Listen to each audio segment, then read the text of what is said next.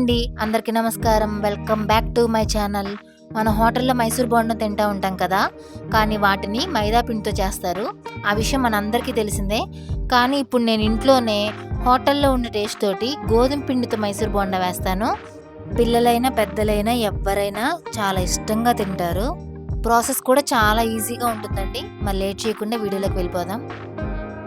First మనకి ఈ ingredients కలుపుకోవడానికి బౌల్ ఒకటి తీసుకుందాం. దీనికోసం నేను 1/2 లీటర్ పెరుగు ప్యాకెట్ ఒకటి కొనుక్కొనొచ్చాను.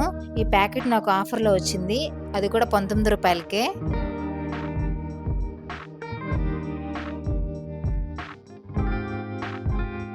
పెరుగు ప్యాకెట్ కట్ చేసుకొని ఒక బౌల్‌లోకి వేసుకోవాలి. కొలత ప్రకారం వేసుకుంటే మనకి మైసూర్ బోండా బాగా పొంగుతాయి.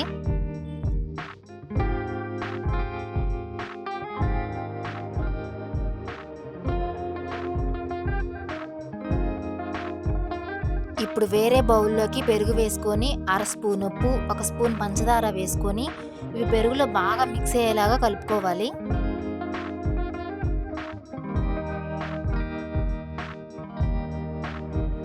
ఒక 2 మినిట్స్ కలుపుకున్నాక చిటికెడు వంట సోడా, ఒక స్పూన్ జీలకర్ర కూడా వేసి వీటిని కూడా బాగా కలుపుకోవాలి.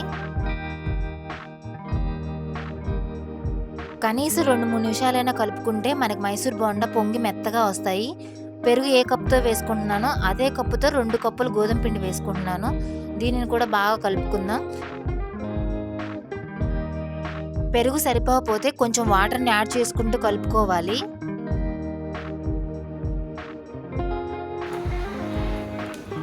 పిండి ఇలా మెత్తగా అయ్యేంత వరకు కలుపుకోవాలి. ఒక గిన్నె ఆయిల్ కూడా వేసుకుంటున్నాను. ఇప్పుడు దీన్ని ఒక 10 నిమిషాలు పక్కన పెట్టుకుంటున్నాను. ఎక్కువసేపు అవసరం లేదు. 10 నిమిషాలైతే సరిపోతుంది. దాన్ని పక్కన పెట్టుకొని బోండా కోసం చట్నీ ప్రిపేర్ చేసుకుందాం. అరకప్పు శనగిత్తలు వేసుకుంటున్నాను. వీటిని లో ఫ్లేమ్‌లో ఫ్రై చేసుకోవాలి.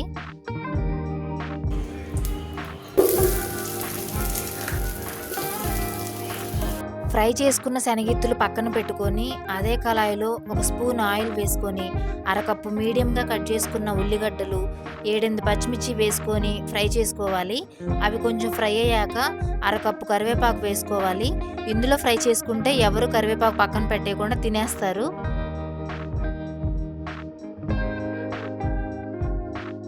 ఇవి చల్లారాక మిక్సీ జార్‌లో శనగిత్తలు వేసుకోవాలి.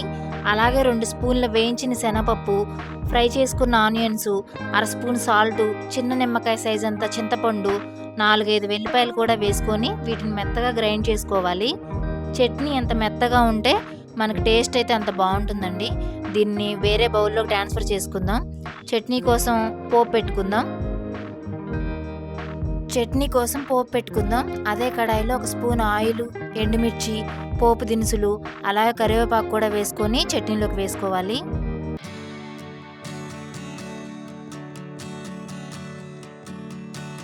చట్నీ రెడీ అయిపోయింది. దీన్ని పక్కన పెట్టుకుందాం. ఇప్పుడు నానబెట్టుకున్న పిండిని తీసుకుందాం.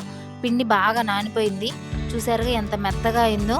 ఇప్పుడు డీప్ ఫ్రైకి కళాయి పెట్టుకొని ఆయిల్ పోసుకోవాలి.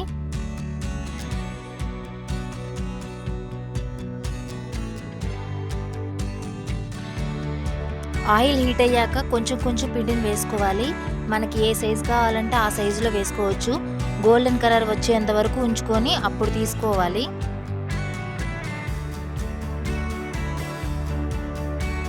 చిన్న సైజు అయినా వేసుకోవచ్చు, పెద్ద సైజు అయినా వేసుకోవచ్చు. మనకు నచ్చిన సైజులో వేసుకొని ప్లేట్లోకి వేసుకోవడమే.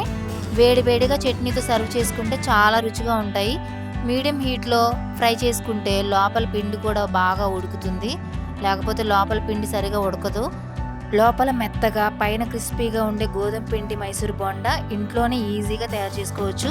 వీడియో నచ్చితే మీరు కూడా ట్రై చేయండి. ఇంకో వీడియోతో మీ ముందుకు వస్తాను. అంతవరకు సెలవు.